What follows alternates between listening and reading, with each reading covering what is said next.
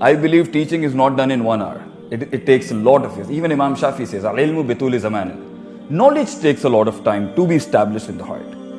So what we have, these 1 hour lectures, is something, those little niches which we can establish in your heart that might make you something which you can't even imagine you're meant to do. But what I say to all of you is, there is a part in your mind that might be very unstable, not at all serious, not taking anything, taking most of the things for granted. And that's life, that's okay, that things happen. But remember one thing, bachcho, there has to be a part in your mind, even at this beautiful age when you yet haven't experienced the most venomous and the most poisonous part of life, that life is hard. Innaka kadhun ila rabbika kadhan famulaki. Even Allah says life is hard, it's tough, it's gonna knock you down, it's gonna ground you down real bad. To find yourself and to claim your entity and to discover the real potential God has given you, it takes a lot. It's walking through fire, but that's later, not now. But my point and my tip to the future leaders of my country and the future scholars of my motherland is that there has to be a percentage in your mind that you should never joke around and you should never be non-serious about it. And that is who you are. You should be very seriously concerned who you are and what you're gonna be. Don't ever let anybody in this world make a joke out of that 20-25% of that seriousness in your mind, who you are.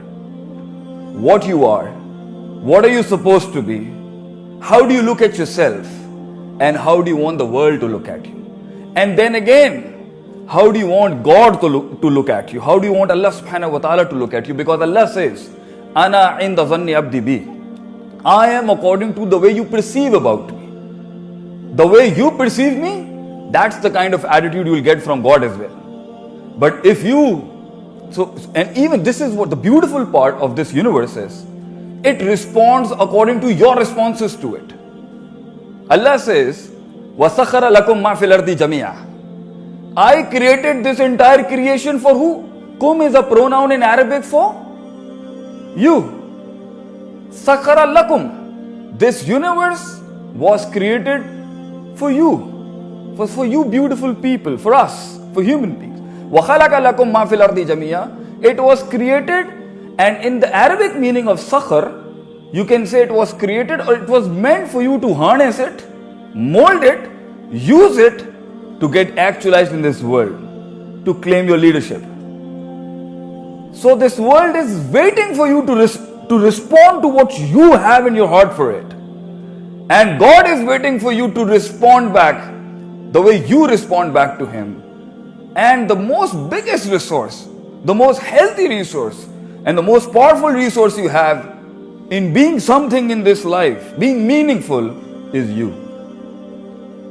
If you do not know yourself, you're never going to cross that checkered flag, that place that your heart would say and the world would say, man, he's pulled it off, he's good, he's done it, he's the man. But this walk is not an easy walk. It's a hard walk of life.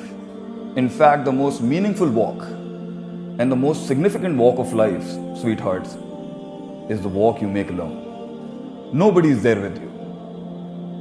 Because when you have dreams and when you have visions to bring down the mountains under your feet, to bring the heavens under your dreams and your visions and your dedication and commitment with what you believe should have been done, the world won't recognize you.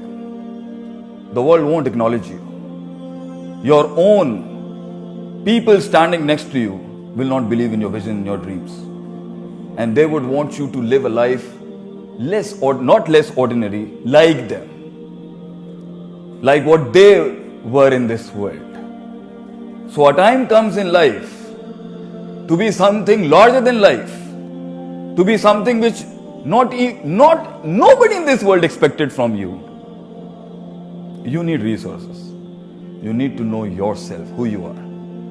Because when you're exhausting those resources, to be that one which nobody even dreamt of, being a Pakistani or being a Muslim or being a human as well. There are different identities you carry in your own self. And if you actualize and realize all of them, you're going to be invincible one day, inshallah. Nobody can nail you down and nobody can beat you down on that floor of competition of life where everybody has to perform. Life is a stage. You got to perform on it. But when you're performing, you need resources to build life. And the biggest resource you have is Allah. But the first resource that starts is you. Allah says to Musa alayhi salatu wasalam, throw the staff. I will open the 12 paths in the oceans. That's my job to do. But you do your first as well. Just do it, even for the 5%. Throw the staff, Musa.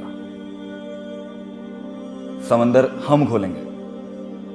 But you do the sunnah of being a man. Is you need to make an initiative. Kadam badao. But what happens is, when you're trying to pull a big vision in life, when you're trying to pursue a dream nobody has imagined, you're going to face a lot of naysaying. And the biggest naysayer in this world lies within you. In Punjabi, in our language, there is a very beautiful word, a very beautiful sentence that has destroyed so many beautiful dreamers you can't imagine. Boothi vekhi apni. That is an amazing sentence, I would say. It has destroyed such big leaders you can't imagine.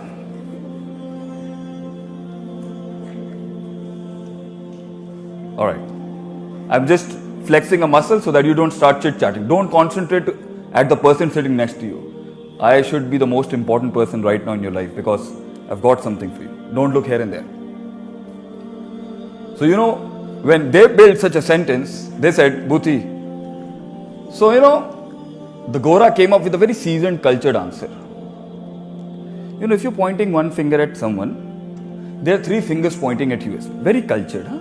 So the Punjabi came up with very beautiful stuff. They put the 4 fingers out and again said, Bhuti vekhi hai. You get the point? Joke's a point.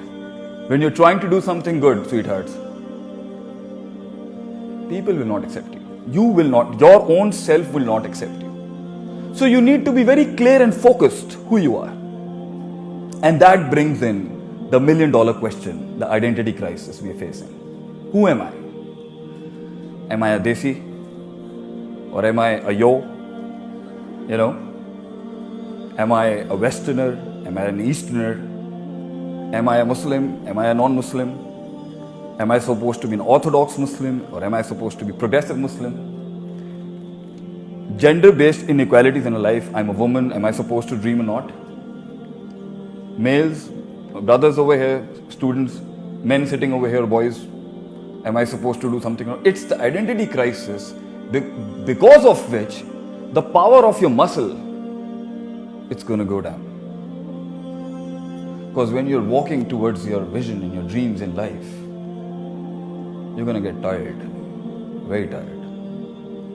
Your muscles, your body will not work in accordance with your heart. But where the muscle fails, bache, it is the spirit that carries you along. And for having a larger than life spirit, you need to come out of doubts. You need to come out of desires. You need to come out of confusions. Al-istirab, muzabzibina bayna zalik, la ilaha hawla wa la ilaha. You don't have to be left and right. You need to be where you need to be.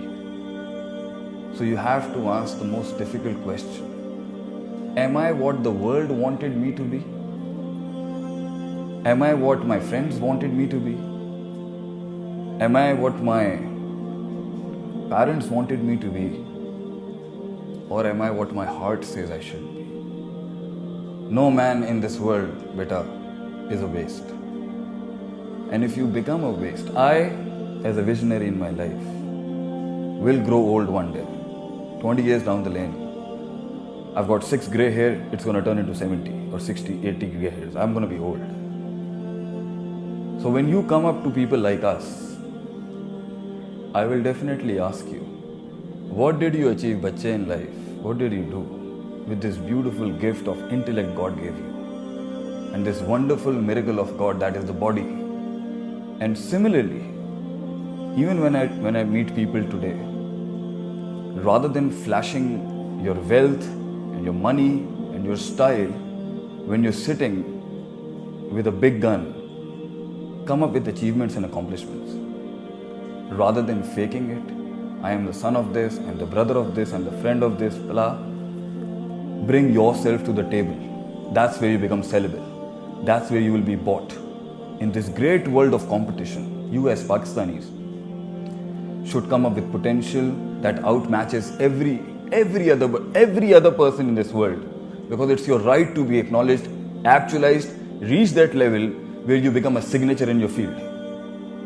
But that will not happen with non-seriousness, being lazy, taking life for granted, taking these beautiful teachers for granted. Aaj hai, kal kar lunga, what doesn't matter, talk to the hand. This is an attitude, and it's okay with your age. It's all fine. I said, you have an age of making errors. But an error done consistently over years and years becomes a blunder. And in this great struggle of life, you see, life didn't even spare we people as Pakistanis as well. Many countries that were built after us, they have exceeded because we got non-serious. We take our resources back in our land for granted. We take our education for granted. We take our parents for granted. And even we take this beautiful institution that is working outside Pakistan. Many people might not be here. Many people might have migrated or shifted over here just to teach you people. And probably I left my family and my wife and my parents to come to this land for something. I'm not charging for that. I'm not taking money for that.